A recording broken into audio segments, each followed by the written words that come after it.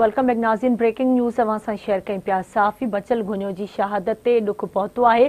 सरदार मोहम्मद बख्श खान बहार जो ये चवण आहे, ॿारनि खे ज़ाती तौर कमरो ठाराए ॾींदुसि ऐं वारसनि जी माली सहायता लाइ वॾे वज़ीर सां बि ॻाल्हाईंदुसि। आवाज़ टीवी जे रिपोर्टरनि ऐं सहाफ़ियुनि जे वफ़द जी सूबाई वज़ीर सां मुलाक़ात थी आहे।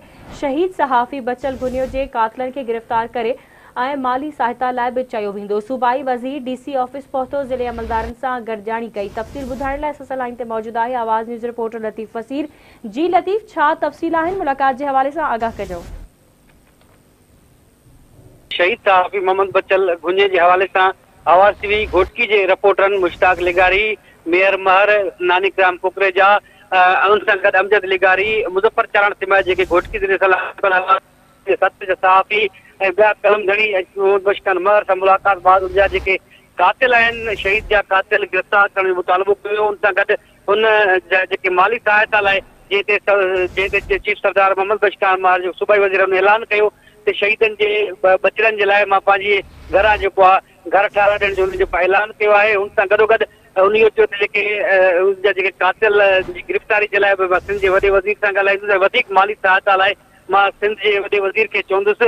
ही घोटकी ज़िले जे कलमधणी साहब आहिनि। आवाज़ टीवी जी टीम जे जेके साथियुनि पिणु मुतालबो सिंध जे वॾे वज़ीर सां सरदार मोहम्मद बख्श खान महर सां मुलाक़ात बाद अहिड़ो मुतालबो पेश कयो, मुतालबो रखियो। पर उन सां गॾोगॾु DC ऑफिस में उन अहम गॾिजाणी बि कई आहे, जिते हुन तारे नारे खे बहाल करण लाइ प्लानिंग करण जो हुकुम जारी कयो आहे। पर उन सां गॾु इस्पताल जी बहितरी जे लाइ उन ज़िले जे इस्पतालनि जे हवाले सां DC खां जेका रिपोर्ट में तलब कई आहे। उन चयो त बरसातुनि बाद बहाली वारे कमनि जो जाइज़ो वठण लाइ DC ऑफिस पहुतो आहे। ज़िले में बरसाति घटि पई आहे, इम्कानी बरसाति बाबति तयारी जेका आहे मुकमल आहे। पर उन सां गॾु उन जेको शहीद सहाफ़ी आहे मोहम्मद बचल घुनियो जे यतीम ॿारनि लाइ पंहिंजे घरां घर ठाराए ॾियण जो जेको हुन ऐलान कयो आहे।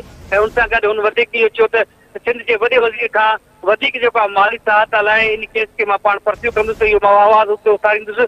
ऐं उन सां गॾोगॾु जेके घोटकी ज़िले जा सहाफ़ी थोरो आवाज़ टीवी जी जा जेके सहाफ़ी आहिनि उन्हनि जेको अहिड़ी मीटिंग्स बि कई आहे। उनमें उन्हनि इहो मुतालबो कयो आहे सिंध जे वॾे वज़ीर खां IG खां बि शहीद जा जेके कातिल आहिनि उहे फौरन गिरफ़्तार कया वञनि। उनखां पोइ जेको आवाज़ टीवी जे वफ़्त पारां सूबाई वज़ीर सां मुलाक़ात करण बाद उनजे कातिलनि जी गिरफ़्तारी जो मुतालबो रखियो, जंहिं ते हुन यकीन दहानी कराई त कातिलनि जी गिरफ़्तारी लाइ सिंध जे वॾे वज़ीर सां बि ॻाल्हाईंदुसि। ऐं उन सां गॾोगॾु वधीक माली सहायता लाइ सिंध जे वॾे वज़ीर खे चवंदुसि। जी ठीकु आहे, मुंहिंजी महिरबानी लतीफ़ वसीर अपडेट करण लाइ।